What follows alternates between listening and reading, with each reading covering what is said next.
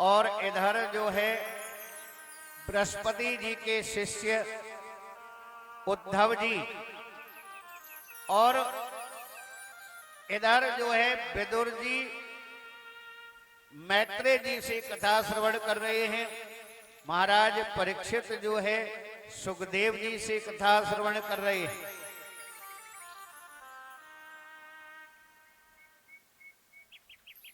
तो इस जो है भगवान सती चरित्र को जो प्राणी स्मरण करते हैं, भक्ति भाव पूर्वक नित्य पाठ करते हैं, तो उन्हें सौभाग्य की प्राप्ति होती है। उनके जो है क्लेश दूर हो जाते हैं और अनेक प्रकार की जो संपत्ति है वो उनको प्राप्त हो जाती है। मैत्रेय ऋषि ने विदुर जी से कहा, भगवान सुखदेव जी ने राजा परीक्षित से कहा कि राजन, सनकादिक ऋषि ऋभुगण नारद हंस अरुणी यति ये जो है ऐसे गृहस्थी थे कि गृहस्थाश्रम में रहकर भी ब्रह्मचारी थे, गृहस्थ में रहकर भी ब्रह्मचारी हुए, अधर्म की पत्नी मृषा से दंभ हुए, प्रिय व्रतोनुपादो सुतः शतरूपा पते सुतः।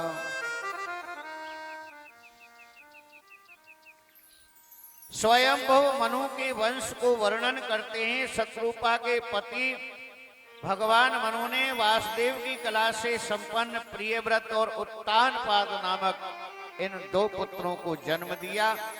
और उत्तानपाद की जो पत्नी सुनीति, सुरुचि नाम की दो पत्नियां हुई। राजा जो है इन दोनों में सुरुचि पर अधिक प्रेम करते थे, लेकिन सुनीति के प्रति किसी प्रकार का उनका कोई प्रेम नहीं था।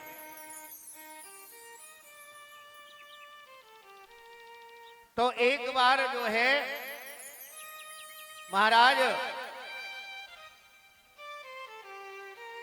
उनके पुत्र उत्तम जो है प्रिय पुत्र जाकर के महाराज की गोदी में बैठ गए, लेकिन जो है सुनीति के जो है ध्रुव जी महाराज उनकी भी इच्छा हुई, तुरंत जो है वो अपने पिता की गोदी में जाकर के बैठना चाहते थे, लेकिन विमाता ने उनका हाथ पकड़ के उनको पीछे कर दिया कि तेरा ऐसा सौभाग्य नहीं है जो तू अपने पिता की गोदी में जाकर के बैठ सके, क्योंकि यदि तेरा जन्म मेरे गर्भ के द्वारा होता तो तुझे ये अधिकार मिलता, तुझे ये अधिकार नहीं।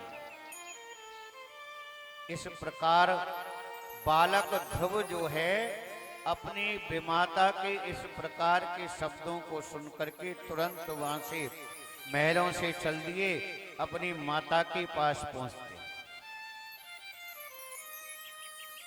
भगवान से प्रार्थना कर कि अगली बार जो तेरा जन्म हो तो मेरे द्वारा हो। अब बाल हट पकड़ ली जो है ध्रुव जी ने। अपनी माता से कहा कि मेरे साथ में ऐसा हुआ, कोई बात नहीं है पुत्र, छोड़ो, इन बातों पर ध्यान मत दो, भोजन ग्रहण करो कि नहीं। अब तो मैं जो है भगवान से ही सब कुछ प्राप्त करूंगा।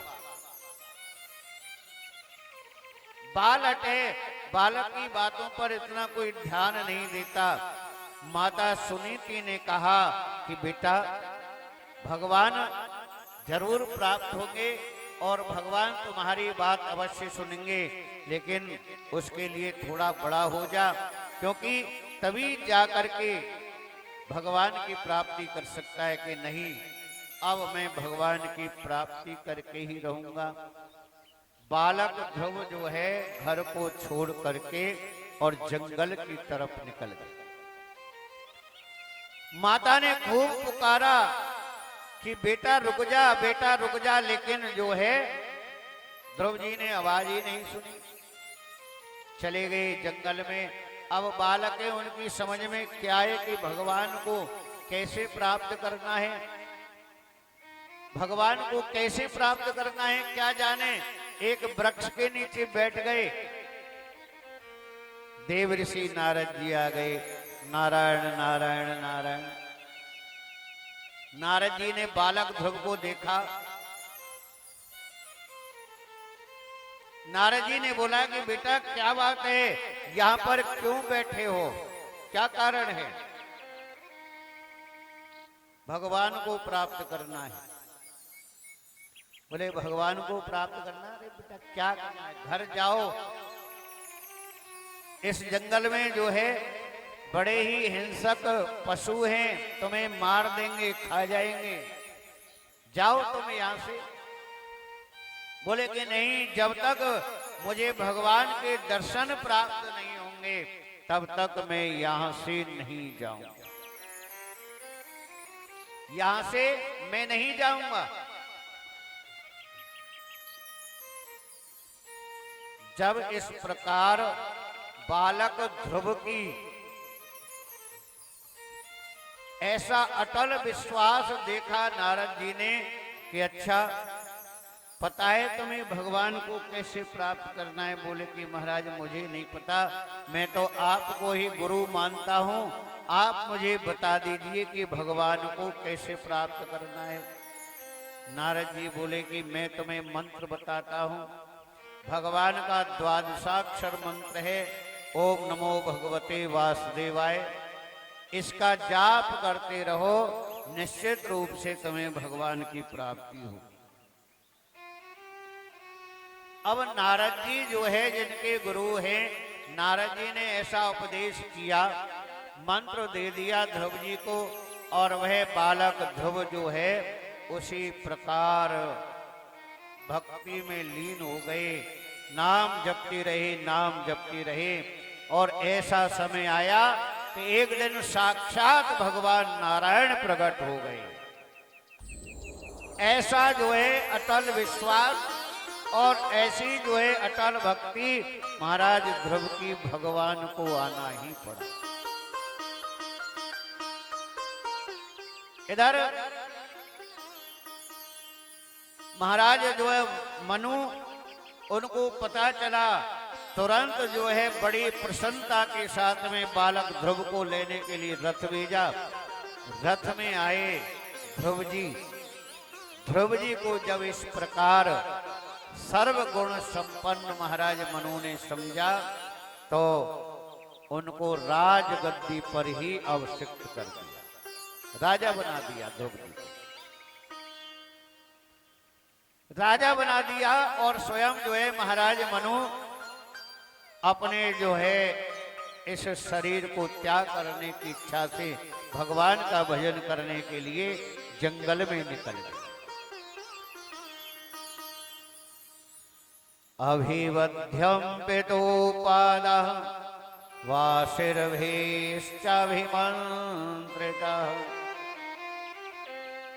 ननाम मातरोषीष्णा सत्कृतः सज्जन नाग्रणी।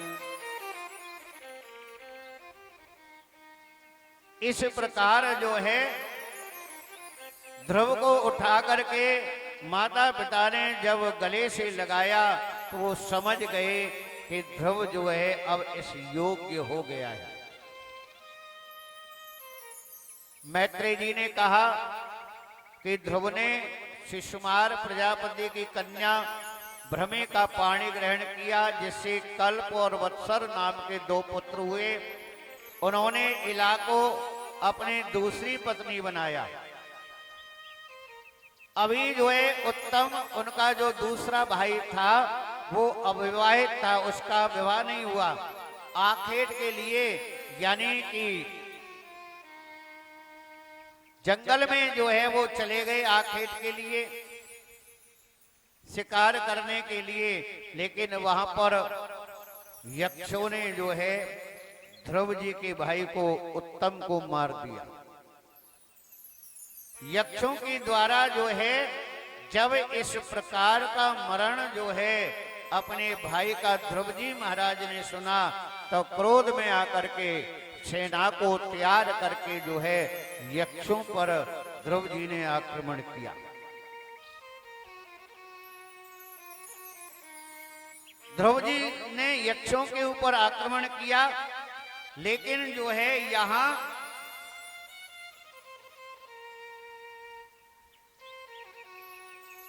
ध्रुव जी का और यक्षों का संग्राम हुआ। अनेक जो है निर्दोष प्राणियों की हत्या हुई, अनेक निर्दोष प्राणी मारे गए। तब जो है इनको समझाने के लिए, क्योंकि ध्रुव जी को समझाने के लिए सप्त ऋषिगण वहां पधारे। उन्होंने समझाया कि आप जो है ये कर्म उचित नहीं है, वृथा में ही इन निर्दोष जीवों का आप वध कर रहे हो, निर्दोष प्राणियों को आप मार रहे हो। क्योंकि जो होनी है, जो घटना है वो तो घट गई, आपका भाई तो मारा गया, इसीलिए आप जो है इस प्रकार के कर्मों को छोड़ दीजिए।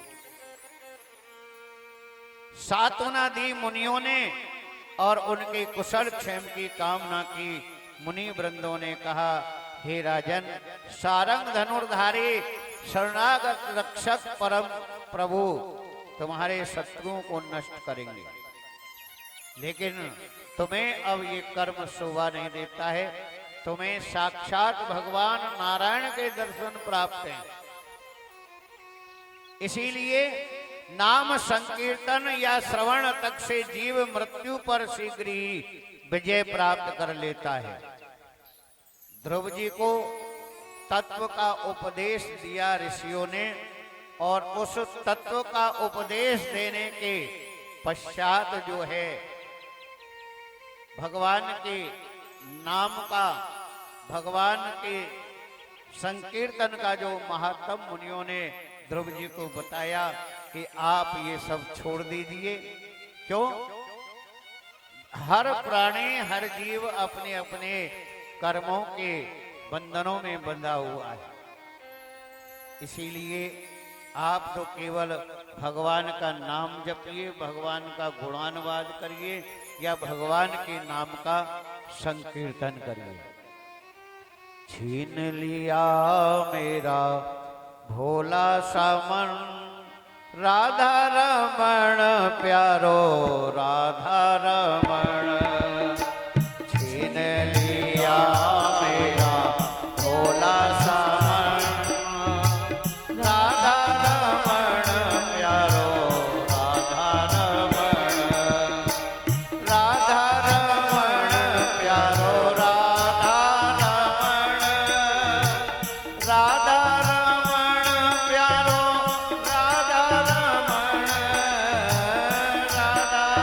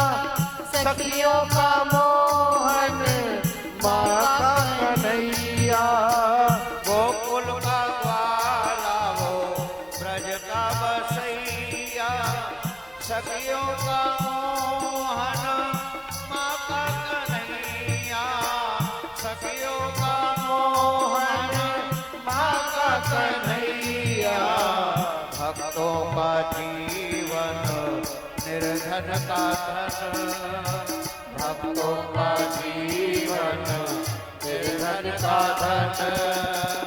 राधा रमण प्यारो राधा रमण, राधा रमण प्यारो राधा रमण। छीन लिया मेरा भोला सा मन, राधा रमण प्यारो राधा रमण।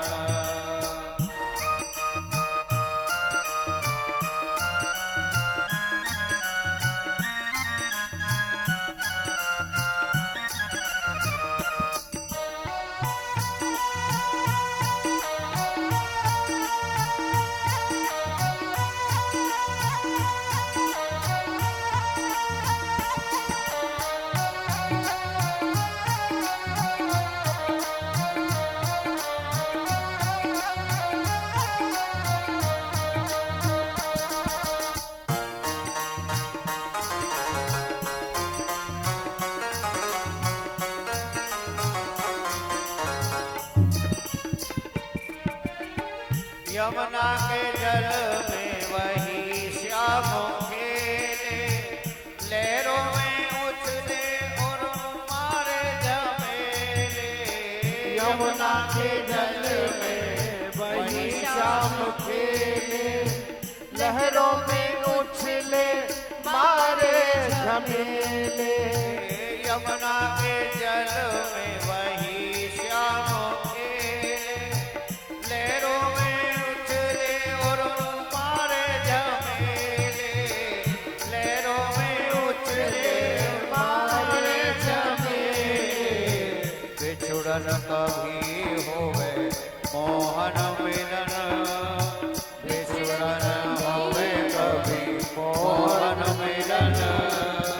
राधा रमण प्यारो राधा रमण, राधा रमण राधा रमण। अरे छीन लिया मेरा भोला सा मन, राधा रमण प्यारो राधा रमण। राधा रमण मेरो प्यारा रमण।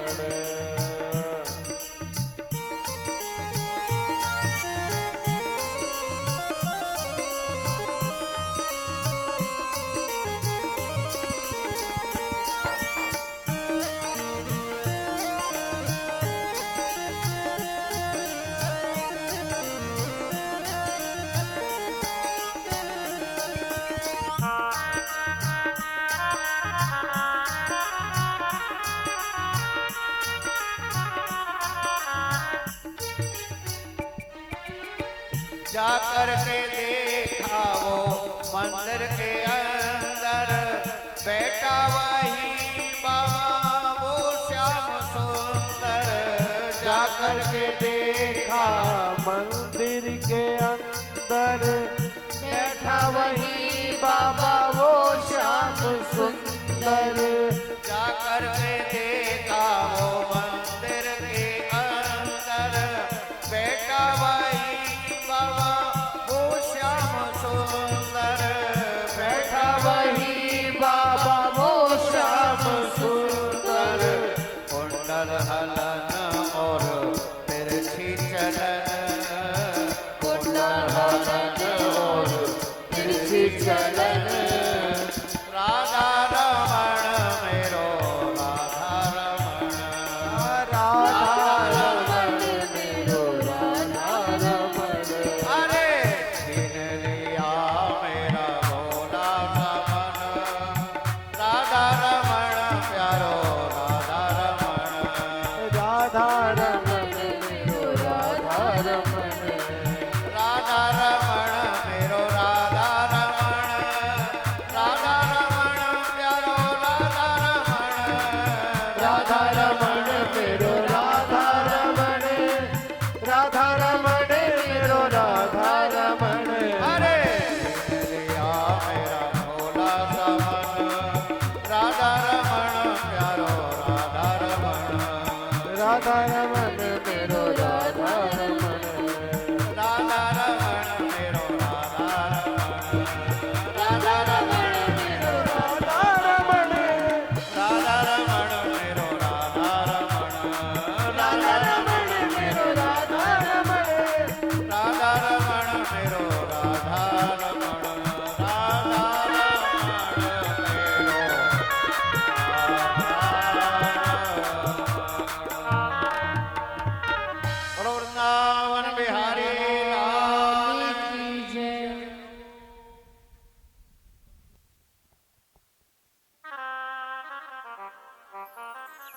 पद को जो है अंत में महाराज ध्रुव जी ने प्राप्त किया। ध्रुव तारा जो ध्रुव लोक है वो उत्तर दिशा में है। ऐसा जो है आज तक भगवान के किसी भी भक्त को ऐसा स्थान नहीं मिला, क्योंकि मात्र जो है 5 वर्ष की अवस्था में ध्रुव जी ने भगवान को प्राप्त कर लिया। अब हम तो जो है कहते हैं कि भाई आज के समय में यदि किसी से ये कहो कि भैया कुछ अपने लिए कर्म कर ले, कुछ अपने लिए धर्म कर ले, अरे हमारी अभी ऐसी उम्र लगती है, ऐसे दिखते हैं हम इनको अभी, क्यों? बोले कि बताओ, आज जो है कभी किसी युवा से ये कहो कि बेटा भगवान का भजन कर ले, अपनी मुक्ति का कुछ उपाय कर ले, कुछ धर्म कर ले, पता नहीं है कि एक ना एक दिन सबको जाना है। यदि ऐसा कह दिया ना तो ये समझ लो कि सामने वाला यदि उसके हाथ में बंदूक दे दी जाए तो गोली मार देगा। आप कैसा दिमाग खराब हो रहा है? हमारी ऐसी उम्र लगती है तो क्या उम्र है भैया तुम्हारी? अरे आराम से जब बूढ़े हो जाएंगे तब करेंगे, यही तो बात है। किसी को लिखकर नहीं दे रखा भगवान ने कि हर प्राणी की वृद्धावस्था आएगी, हर प्राणी की वृद्धावस्था आएगी या उम्र पता है। एक बार महाराज युधिष्ठिर के यहाँ पर जो है कोई कुछ मांगने के लिए गया, यज्ञ हो रही थी तो महाराज युधिष्ठिर को स्नान